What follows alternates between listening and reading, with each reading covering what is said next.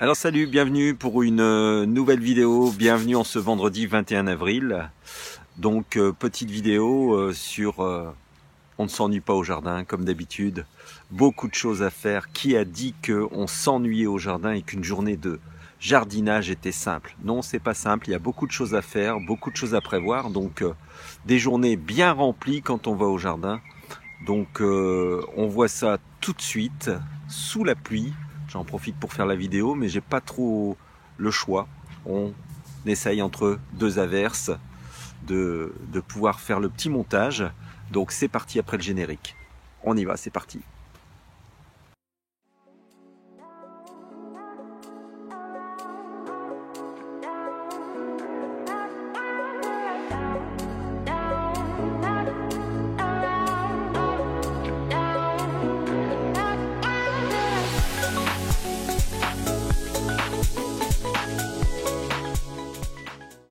Alors de retour pour la suite de la vidéo, donc on commence par un petit 4 degrés ce matin, un peu frais, hein, au niveau de la serre, 4 degrés comme on peut voir.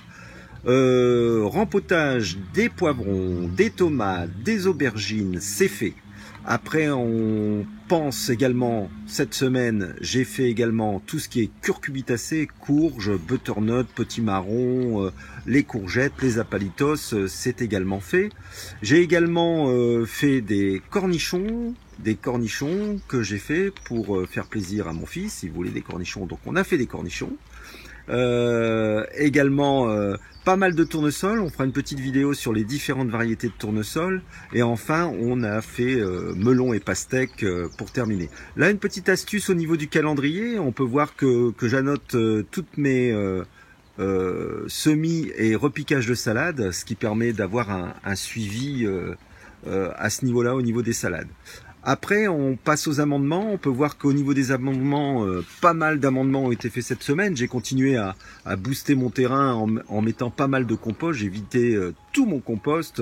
Il me reste encore deux parties que je viderai un peu plus tard, mais tout le compost, la tonte de pelouse, très important. On peut voir que nos fèves ont bien poussé et que j'ai profité de mettre également de l'amendement. Pas mal de compost pour des futures cultures. Dans la serre, j'ai préparé les planches également. Dans la serre, les planches sont préparées pour accueillir concombres, poivrons, aubergines, tomates, tous nos légumes, fruits. Certains iront dans la serre, mais déjà pour avoir un peu plus de précocité. Donc les amendements sont faits, sont boostés. Alors, en compost. Au niveau des planches de culture qui se trouvent à l'extérieur, on voit qu'on a fait un très beau semis de persil.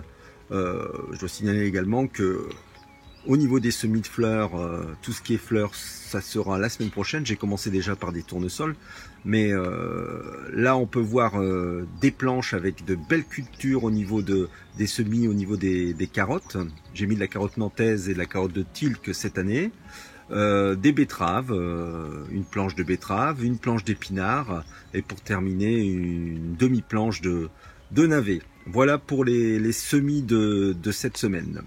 Après, ce que j'ai pas mal fait, c'est le, comment dire, j'ai arrangé une cuve qui était percée, donc au fond du jardin, comme on peut voir, les cuves ont été réparées et j'en suis vraiment content. Ça me fait vraiment une quantité d'eau pas dédaignable, 900 litres par cuve, c'est toujours bon à prendre. Voilà, très important d'avoir de l'eau au jardin, hein, comme on dit toujours, de l'eau au jardin, c'est important. Donc faites vos prévisions. Au niveau des cuves d'eau, pas très compliqué, hein, au niveau des cuves d'eau, quelques palettes suffisent avec quelques petites bâches. Vous doublez les bâches. Moi j'ai acheté des petites bâches vraiment premier prix, du 4/5, 1,70 € à peu près.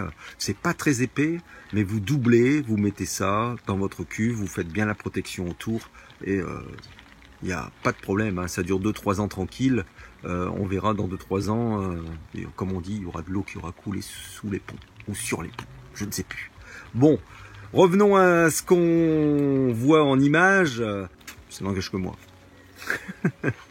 Donc après les tontes de pelouse, bien sûr, pas mal de tontes de pelouse à faire cette semaine.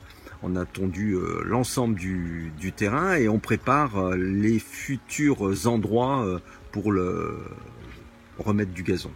Donc ça c'est pas mal. Qu'est-ce qu'on a fait d'autre?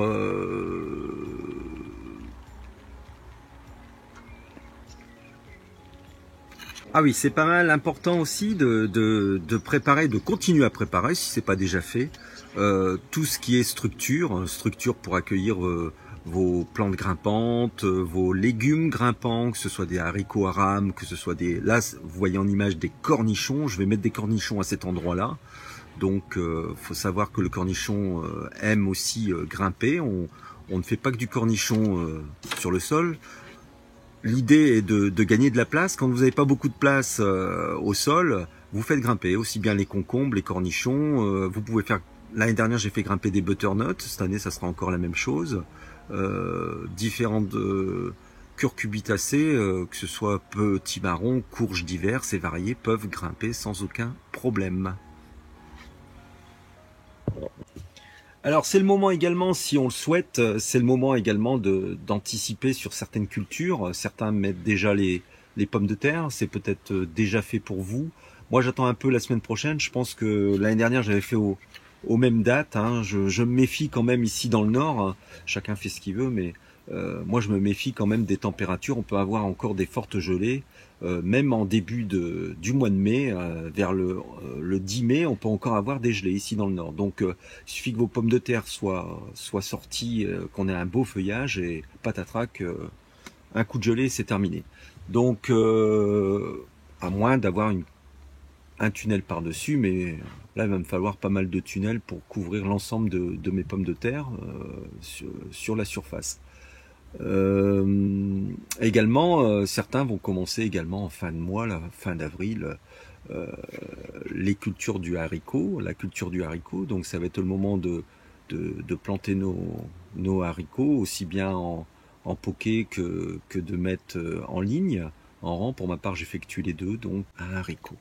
Un haricot Soliman, comme chaque année. C'est de la graine que je fais personnellement et qui fonctionne vraiment très bien pour le haricot. Mais on verra ça plus tard.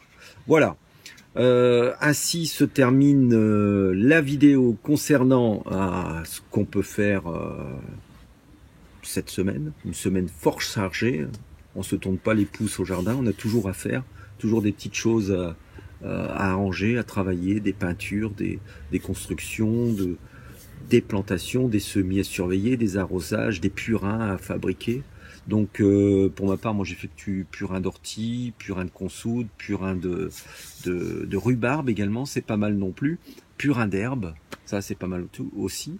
Et on apporte également là dans mes petits pieds de tomates hier ou avant-hier, on a fait un petit apport d'urine, 10% dans un arrosoir d'eau, donc ça booste bien et on peut faire aussi une petite vaporisation de purin d'herbe ou de purin d'ortie. C'est pas mal non plus pour donner un coup de fouet à nos petits pieds de tomates. Voilà. Ainsi se termine la petite vidéo consacrée à on ne s'ennuie pas au jardin. Un jardinier ne se repose pas. Il fait pas mal de travail, même si certains auraient tendance à dire que c'est cool le jardin, c'est vas-y comme je te pousse, c'est tranquille. Non, c'est pas tranquille. La méthode de jardinage peut être simplifiée, peut être tranquille, mais il y a toujours quand même du travail à effectuer au jardin. Donc voilà, ça se termine. J'en viens à la fin parce que j'ai pas envie de vous quitter, mais bon, je suis bien, j'aime bien vous faire partager tout ça, mais c'est le moment de vous quitter. Je vous souhaite un bon week-end et je vous dis à bientôt pour une prochaine vidéo. Bye bye, salut, portez-vous bien et n'oubliez pas de liker la vidéo et de vous abonner. Ciao, bye bye.